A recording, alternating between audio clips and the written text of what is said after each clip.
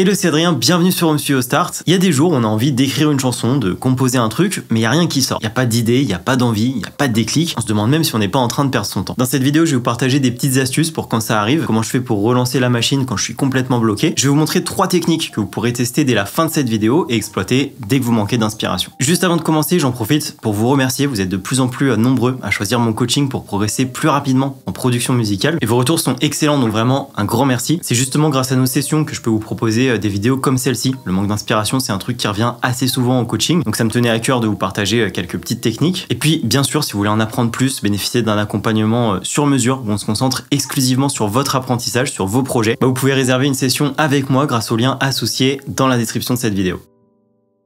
Alors d'où ça vient le manque d'inspiration? Je sais pas si ça vous le fait aussi, mais quand je suis bloqué, j'ai vite tendance à me dire bon, là c'est foutu, j'ai plus d'inspiration, je dois pas être fait pour ça. Mais en vrai, le manque d'inspiration, je pense que c'est rarement une question de talent. Pour moi, c'est quelque chose de tout à fait normal. On passe tous par des phases où on est moins inspiré que d'habitude. Et c'est vrai que ça peut venir de plein de causes différentes, mais la plupart du temps, c'est juste de la fatigue mentale, on n'est pas dans un bon jour, ou alors on a juste trop de bruit dans la tête. C'est possible. Et c'est encore pire avec les réseaux sociaux aujourd'hui. On ouvre Instagram, TikTok, YouTube, on voit des gens qui sortent des chansons incroyables, des prods parfaites, des refrains ultra catchy, et sans s'en rendre compte, on commence à se comparer aux autres. On oublie que derrière ce qu'on voit, il y a sûrement des semaines, voire des mois de travail. Et pas juste une petite idée comme ça, sortie de nulle part. Il y a un truc qui m'a marqué récemment, c'est une interview de Ryan Tedder, le chanteur de One Republic. Il expliquait qu'il écrit quasiment une chanson par jour, mais que ça lui tombe pas dessus comme ça, comme par magie. Il dit qu'il bouge beaucoup, il voyage, il discute, il observe tout ce qui se passe autour de lui, et il va relever comme ça une petite phrase qu'il a entendue dans un café, un geste qu'il a vu dans la rue, un regard entre deux personnes, et il va en écrire une chanson. Il va se servir de ça comme point de départ pour commencer à écrire sa chanson. Comme quoi l'inspiration, ça peut se nourrir. Et puis alors des fois, on a l'idée, mais on n'a pas encore les bons outils pour la transformer en chanson. Et c'est pas qu'on n'a rien à dire, c'est juste qu'on ne sait pas encore comment le dire ou comment bien le dire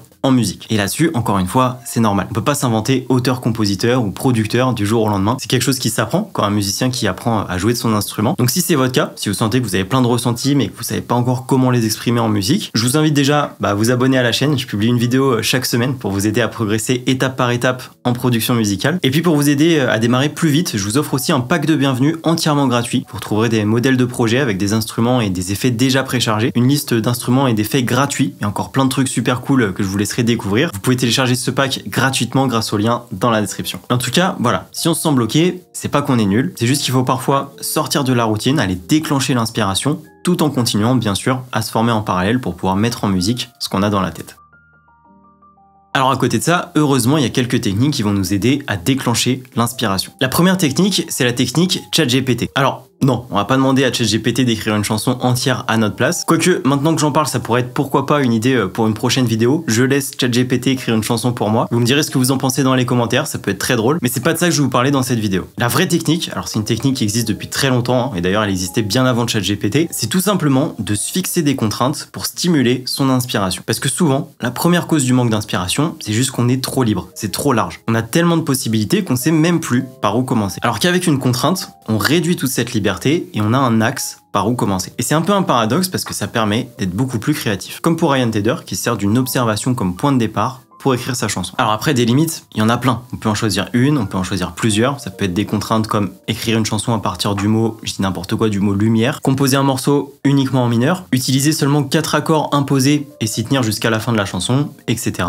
etc. Et l'avantage aujourd'hui, c'est qu'on peut demander directement ces contraintes à ChatGPT. Peut-être qu'il va nous sortir des trucs vers lesquels on serait jamais allé instinctivement. On peut lui demander des trucs du genre, donne-moi un thème de chanson au hasard, donne-moi 4 accords pour écrire une chanson joyeuse, une chanson triste. On peut même varier un peu la demande, je voudrais écrire une chanson, donne-moi 5 contraintes à respecter, et tout de suite ça va nous donner une direction, un point de départ, et on va pouvoir continuer sur cette lancée. Évidemment, je parle de ChatGPT, mais on peut aussi demander des contraintes à d'autres personnes de son entourage. On peut aussi écrire une vingtaine, une trentaine de contraintes différentes sur des petits bouts de papier et en tirer 3 au sort. Chacun adaptera à sa façon. L'important ici, c'est de pouvoir se créer un cadre pour pouvoir avancer plus facilement. La deuxième technique, c'est d'écrire sans pression. Des fois, on veut que tout soit parfait dès la première ligne. Et à force de vouloir que tout soit parfait tout de suite, on n'écrit rien. Un jour en coaching, je travaillais avec un élève qui tournait en rond depuis plusieurs jours sur l'écriture de ses paroles. Il était frustré parce qu'il avait tout, il avait composé toute son instru, il avait la mélodie au chant, mais impossible d'écrire un texte sur sa mélodie. Il écrivait 3 mots, il effaçait, il recommençait et il se bloquait. Au bout d'un moment, je lui ai proposé un truc tout simple. Je lui ai dit,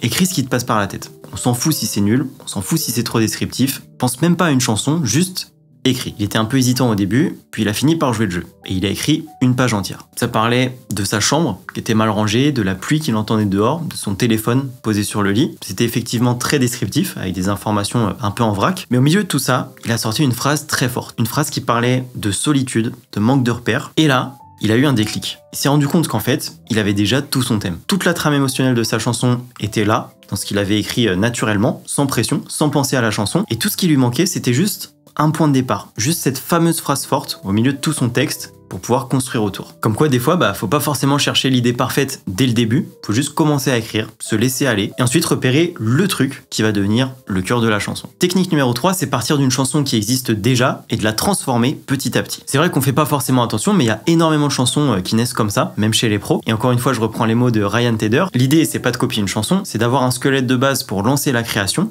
et ensuite de l'amener petit à petit vers son propre univers. On peut commencer par prendre une chanson qu'on aime bien, peu importe le style, identifier les accords, puis jouer ces accords avec son instrument, lui donner notre son, notre patte, ensuite modifier un paramètre, par exemple changer le tempo. Si c'est une chanson rapide, peut-être essayer de la ralentir, si elle est douce, essayer de la rendre plus énergique, écrire des paroles totalement différentes qui racontent le message qu'on veut transmettre. Et une fois qu'on a ça, laisser sa voix ou son instrument trouver une nouvelle mélodie naturellement, sans chercher à ressembler à la chanson originale. Et puis très vite, on va s'éloigner petit à petit et on sera en train de créer quelque chose de totalement nouveau. On s'est juste servi d'une chanson qui existait déjà comme nouveau point de départ et on n'est plus devant une page blanche. Là, on a déjà une structure, on a déjà des accords qu'on peut même réadapter si on veut. Et on peut aussi, pourquoi pas, combiner plusieurs chansons. Prendre, je sais pas, les accords d'une chanson A, le rythme d'une chanson B, et créer une sorte de fusion entre les deux, sans non plus en faire une copie cachée, mais en tout cas, de la laisser suffisamment évoluer pour la transformer à notre image, à notre style. Je suis curieux de connaître vos techniques également pour déclencher l'inspiration. Je vous laisse me partager tout ça dans les commentaires. Mais en tout cas, voilà, le manque d'inspi, c'est normal. On a tous des phases où il n'y a rien qui sort. Faut accepter aussi de faire des pauses, de prendre du recul, de revenir avec plus d'idées et essayer de se trouver un point de départ pour commencer la chanson. Je vous remercie de m'avoir regardé jusqu'ici. N'oubliez pas de vous abonner pour ne rien louper des prochaines vidéos. Je vous dis à la semaine prochaine. Ciao!